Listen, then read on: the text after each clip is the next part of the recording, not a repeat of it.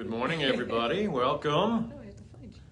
It's wonderful to have you with us today at Faith Matters. Father Chris is taking a little vacation, well-earned, well-deserved. He and Sharon were married a year ago tomorrow, I believe. Yes, the 28th. So it is their first wedding anniversary, and they're going to take a little anniversary vacation trip. And so we wish them a wonderful and peaceful time of rest as they celebrate their anniversary. But fear not, Jen and I are still here, and we were just chatting before we turned the camera on that I'm really interested in your thoughts and your impressions on this morning's gospel. It is one that we all know very well, but this could go any number of different ways, I suspect. We are in the Gospel of John this morning, and we are at the very beginning. This is John 1 through 18. Let me give it to you. In the beginning was the Word, and the Word was with God, and the Word was God. He was in the beginning with God. All things came into being through him, and without him not one thing came into being. What has come into being in him was life, and the life was the light of all people. The light shines in the darkness, and the darkness did not overcome it. There was a man sent from God, whose name was John. He came as a witness to testify to the light, so that all might believe through him. He himself was not the light, but he came to testify to the light. The true light, which enlightens everyone, was coming into the world. He was in the world, and the world came into being through him, yet the world did not know him. He came to what was his own, and his own people did not accept him. But to all who received him, who believed in his name, he gave power to become children of God, who were born not of blood, or of the will of the flesh, or of the will of man, but of God. And the Word became flesh and lived among us. And we have seen his glory, the glory as of a Father's only Son, full of grace and truth. John testified to him and cried out, "This was he of whom I said, 'He who comes after me ranks ahead of me, because he was before me.' From his fullness we have all received grace upon grace. The law indeed was given through Moses. Grace and truth came through Jesus Christ. No one has ever seen God. It is God, the only Son, who is close to the Father's heart, who has made him known." Wow. Yeah, there's some stuff there, isn't there? Yeah, holy moly. This takes us right back to the very beginning, doesn't it? I suppose the first thing that we notice in John's gospel is there's no birth narrative here. We don't get the manger, we don't get the shepherds, we don't get the wise men, we don't get the angels. We don't even get the genealogy of God like we do in Mark. Yeah, we just get the Word. Well, but John actually what is takes the us word? to Right. the very, very beginning. Yeah. John goes before all of that to take us to the beginning of time. Right. This is the creation story. Right. All things came to be. Right? Yeah. In the beginning, that's how Genesis begins, and that's how True. this gospel begins.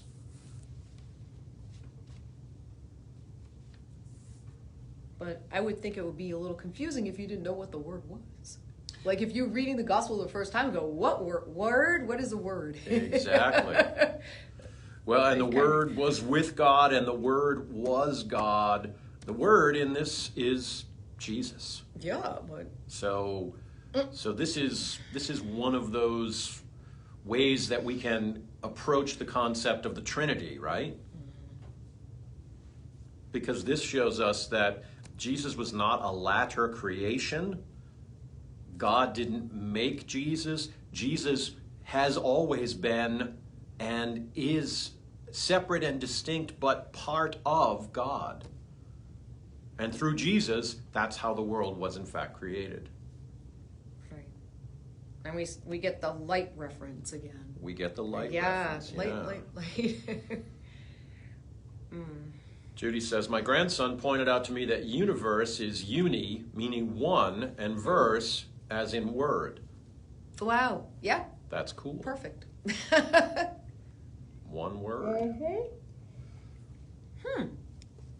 How old was her nephew? She doesn't say. Huh? I don't know, but wow. I'm only reading the comments. No, I know, but that's pretty. It's pretty cool. Astute, shall we say? If he's Yeah. really a young, yeah. Kelly says, while Matthew, Mark, and Luke focus on the fully human aspect, John focuses on the fully divine. Yeah, well said. Mm-hmm. Well said. John is indeed the poet of the gospel writers. You know, Luke is really invested in telling a story. He's kind of writing a narrative. Yeah. You know, Matthew's looking to really write to a Jewish audience, but John's a poet. Yeah, and he's looking at the bigger picture, like the wider picture. Exactly. Not just the little human story. It's the wider, encompassing story. Right. Pretty Right. amazing, yeah. Yeah, John really tries to bring it all together and tie it up for us. Judy says 28. That's pretty Still, astute yeah. for a 28-year-old. Yeah. Well done.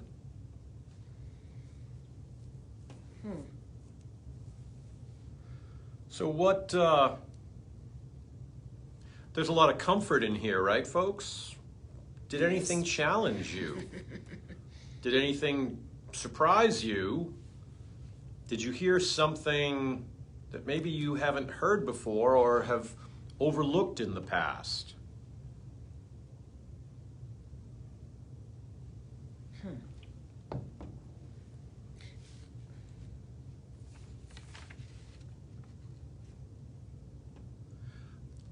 I always find a piece that challenges me where it says, he was in the world, and the world came into being through him, yet the world did not know Right. him.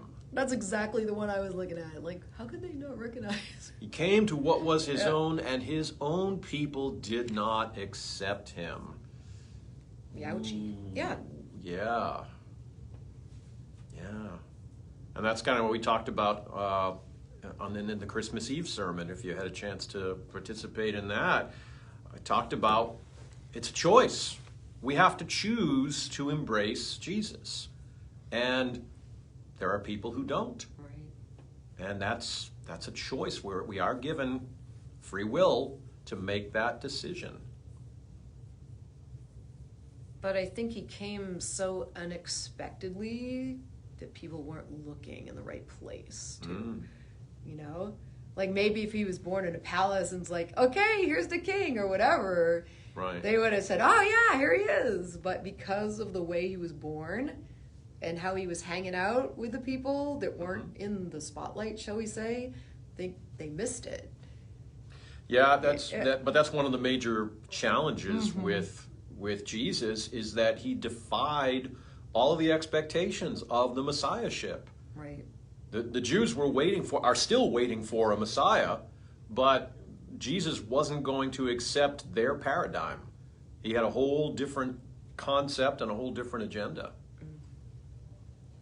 Then I'm looking at John, like if you were there when he cried out that this is he, maybe they would have got it because John announced it. But you had to be there that day just for that big announcement, right? And if you weren't there to witness that, you'd have missed that. Well, and the other piece of it is people were attracted to John and to John's message, and they came to hear him and to be baptized him, but he also was a real scary dude, and there are people who probably didn't want to listen to what he had to say. Right. It was too radical for the it times. was very radical. Yeah. Right. Very radical. All right, let's get to your comments. Yeah. I've been talking too much. See what people say. Brian says, the metaphor about light and darkness has application in today's world. Amen. Yes. Amen. It always makes me think of Dr. King paraphrased this when he said, darkness cannot overcome darkness. Only light can do that. That comes right out of this chapter of John. Hate can't overcome hate. Only love can do that.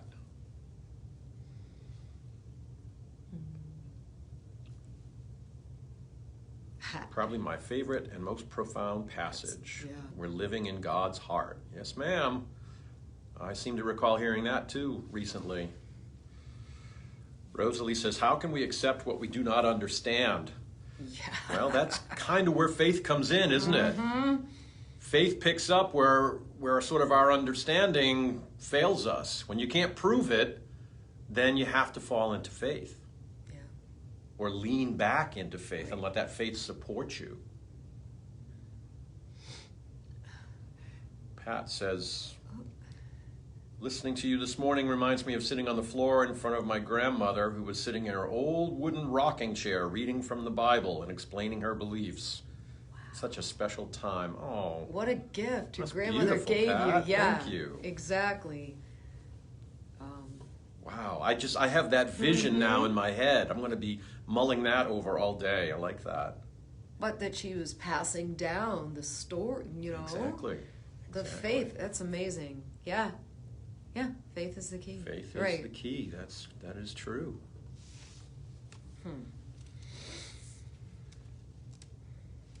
All right. What else, my friends? It's a complicated passage. Are we done? No, there's so much in here to unpack. We got plenty of time. You're going to unpack some of it with a sermon, so we won't. I'm trying not to get into the things I am going to talk about in the sermon. So.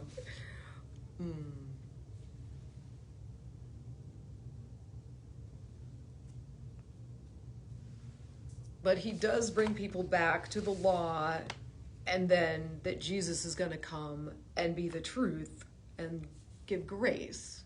So he is taking people back to the Old Testament, and then how Jesus is going to be different than that, right? That's right. And how we're going to learn about God through Jesus. We're going to know more personally about God's heart because of Jesus. Yeah. Right? Yeah, that's actually that last sentence, it's so easy to overlook. No one has ever seen God. It is God, the only Son, who is close to the Father's heart, who has made him known. Right. So we're right in the very beginning of the gospel, and we have John proclaiming in the third paragraph, God, the only Son. It just underscoring Jesus' divinity and letting us know that through Jesus, that's really the only physical manifestation we're going to be able to see of God. And as Jen says, through Jesus, we will learn more of God. Jesus kind of has to be that intermediary. Right. Yeah. Faith is believing in things when common sense tells you not to. Yeah. Right. The Faith mystery. keeps us going during times like these. Couldn't agree with you more, my friends.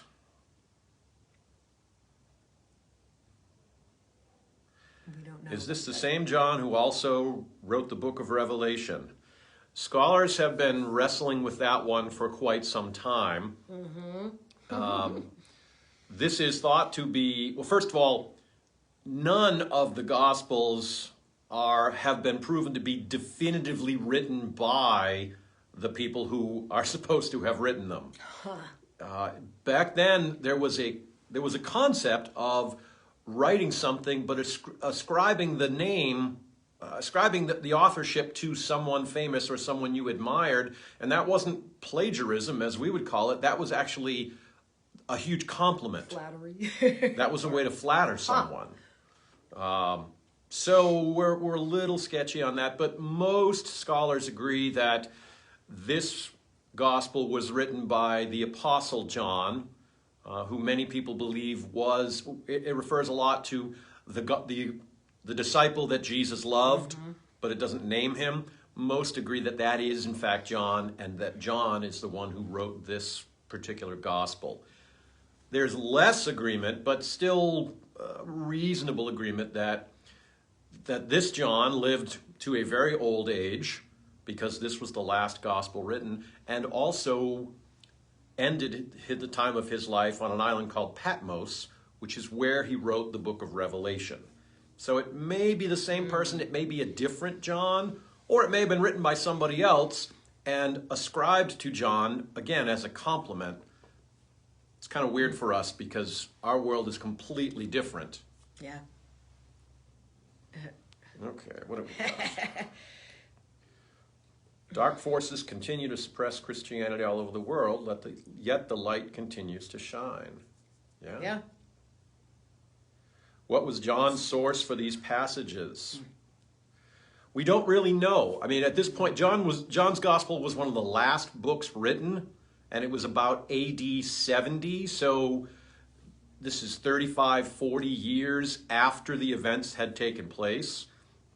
We do know that John very likely had Matthew, Mark, and Luke, as well as a lot of Paul's writing. So what we consider to be some of the pastoral epistles and some of the books of Acts, some of the chapters of Acts anyway. He likely also had something called the Q source, which it's thought to have been a foundational text of the gospel that has been lost to time. But scholars can look and see unique threads in all four gospels that all have commonality to them, and they theorize that those came from something they called a Q source, which is a lost book at this point in time. So John had a lot of this, but John really relied mostly on his personal witness and his recollection from 35 years ago. Right. Now, I'm not sure what I had for breakfast this morning, but John's a better man than I, quite clearly. He had a lot of Holy Spirit direction. He did have a lot of Spirit direction. Right, because the Spirit would have came down on people by now, so he would have had that as well as the other sources. Exactly. Yeah. And John had an agenda and a message that he was trying to put forth. John's gospel is not intended to be a chronological history. Right.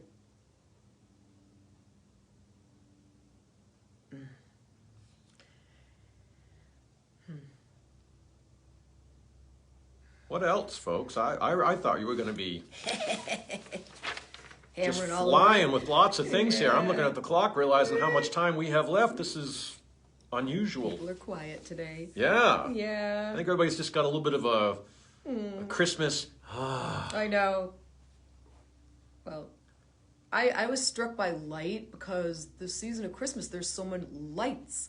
Like, we go looking for the lights outside, but that's supposed to reflect what Jesus meant to us as the light in the darkness, right? Right. Which is amazing. It's surprising that a relatively uneducated apostle could write so well. Well, realize that in those intervening years, they did a lot of learning and a lot of understanding. The Spirit came upon the apostles. They became preachers. They became church leaders. They built churches, not bricks and mortar, but they established churches as they were doing this. And you take on a whole lot of life wisdom when you do that. I will tell you, now that I'm preaching 7 days a week and have been since March, you exercise those chops in a different way, right? It's like exercising at the gym. The more you do it, the better you get at it. And John, like all the apostles, had a lot of opportunity to do exactly that. And John also had sort of a cadre of followers. I hesitate to use the word disciples, because none of the apostles would have had disciples of their own, but these are people who would study and learn from them, And so they would scribe for him. They would help him to put it all together. And so he had kind of a team, if you will, a scholarium. I'm tired and my brain is out of ideas. I hear you. I hear you. It's been a long year. Yeah. God provides needs before they're needed. Yeah. Right. Yeah. That's right.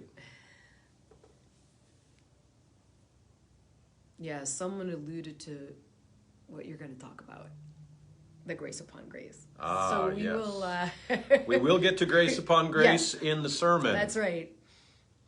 But it's in there too, so yeah. Yeah, well, they didn't really somewhat, Dina asks, they had fans. They really weren't so much fans as they were students, if you will. When you find a great teacher, you want to learn from them. So they were looking to be mentored by John.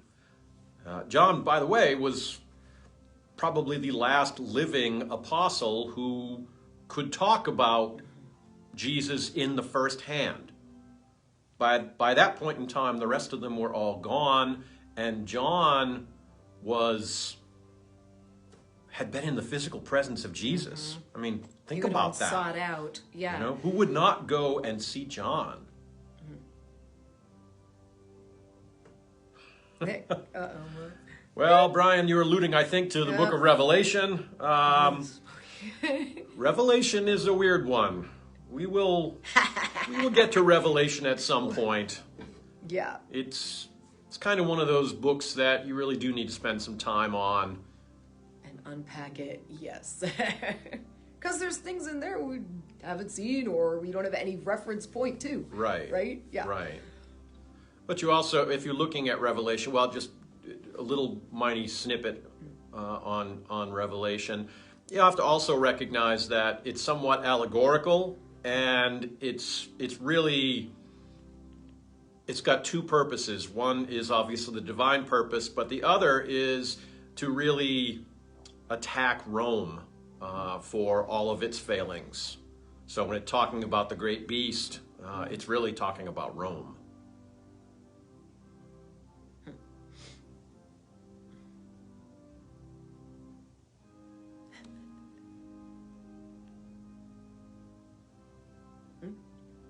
Heavy on the allegory, that is correct. Yeah. Correct.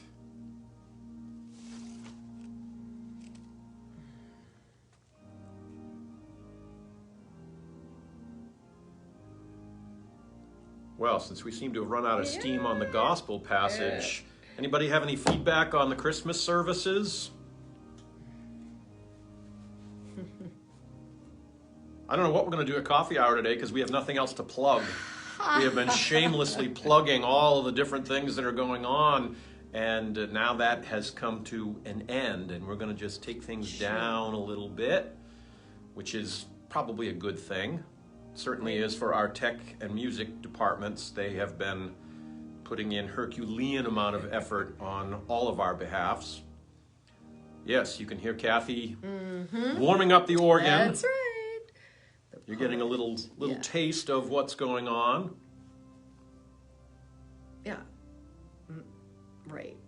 He's the peaceful John as opposed to John the Baptist. That's true, yes. Yes. He's the more brimstone speaker. Yeah. Maybe. I don't know. We don't know how he was in person, right? I will say that it was such a pleasure to be able to see your faces again. I saw some of you that I have not seen since March. Right. And even if I didn't get a chance to talk to you, and I apologize, there were well over 100 people at the two services, and so I didn't get the chance to talk to absolutely everybody. But boy, we really did enjoy seeing everybody. Yeah. Oh, Sandra says Christmas services were a blessing. That's great. Yeah. Oh, how great was it to see Rosalie? Yeah. Oh, that just made me so happy. Right. Like people we haven't seen since, what, February? Right. So that Brian asks when we're going to be back indoors. I don't have an answer for you, my friend. I wish I did. When the bishop says but that's a decision that the bishop and the standing committee have to make. And based on where we're at from a COVID standpoint, it doesn't look like it's going to happen in the very near future, let's be honest.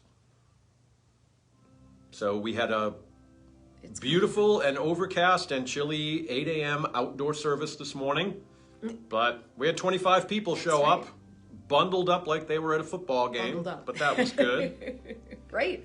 Did y'all have a chance to see us on Fox 5? That was kind of nice. They did a lot of stuff on Epiphany Church. We posted one of the links on our Facebook page, so you can look at that. But they had a crew out here for the noontime service. They interviewed me. They recorded the whole service. Got a lot of great footage. They did a piece at 4. Then they actually had a reporter out here doing a live shot from our church at their 6 o'clock news. So she was actually able to kind of let people know that we had a 7 o'clock live stream on Facebook. Yeah. So that was good. It was really good to be able to get some great publicity for the church. We've been very fortunate. We've been on local news now probably at least half a dozen times since the beginning of the pandemic. Blessing, right? Yeah. Little tiny Epiphany is kind of punching above our weight class when it comes to getting the word out, and that's one of the ways we spread the gospel. Yeah. Oh, people are saying, I watched more of the services. I've seen it a couple of times. Yeah. The faces, yeah. People enjoyed seeing people's faces at the sermon. Yeah, that was one of those things that I just really felt called to do. It made absolutely no sense to me to do, "Oh, come all ye faithful," and have 5 of us in the building. That would have been So I said, you know what? If we're inviting all the faithful, then we're going to put pictures of all the faithful so that we are literally all of us gathering together. And that's what we did. Right. And that was a beautiful thing. What about the gospel reading? Did you like that? Yes. That was a different thing than we've ever done before. But hey, COVID gives us license to try out lots of new things. That was an interesting one. I have to give a lot of credit to Joseph. I asked him if he could do that little Brady Bunch montage of all the pictures doing glory to God in the highest, so all the angels were together. I thought that was super cool. Yeah, the things you can do with the new technology that we haven't been using. So that's right. That's right. Mm-hmm. Hard to hold back hugs. Yes, I know. I know. Hard. Yeah. When you're piecing from far away, it's not the same as grabbing onto somebody. That's right. Yeah. That's right. There are a few things that are going to be, when we can do it again, it's going to be a no holds barred hug fest. Jenny says she's going to have to remind the girls that at some point they're not going to be doing church in their PJs, and they're actually going to have to go to a building. That'll be a good problem to have. Mm-hmm. But we'll have choices. Yeah. You won't miss it if you don't get up in time to go. Yeah. So. Yeah, the mega churches, they get some press, but they don't get the press that we get. Theirs is usually sort of a little more contradictory, but we've had a lot of opportunity to get some good press, and that's a good thing. That's a good thing. Yeah. All right, my brothers and sisters, we have come to the end of our Faith Matters conversation. As always, thank you for sharing your thoughts, and I will look forward to seeing you again in half an hour for our worship service. See you then, everyone. God bless you. God bless.